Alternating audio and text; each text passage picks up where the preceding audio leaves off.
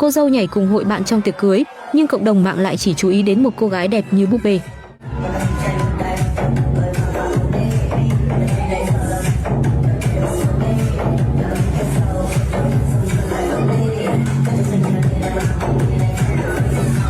Wait a minute. Who are you?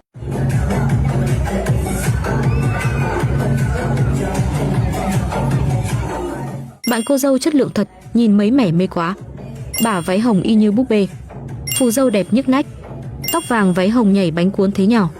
Trang điểm ai chả xinh, quan trọng là tài giỏi nhảy đẹp. Cô dâu tinh tế nha. Có vẩy mông cũng không bị lộ như các cô dâu khác.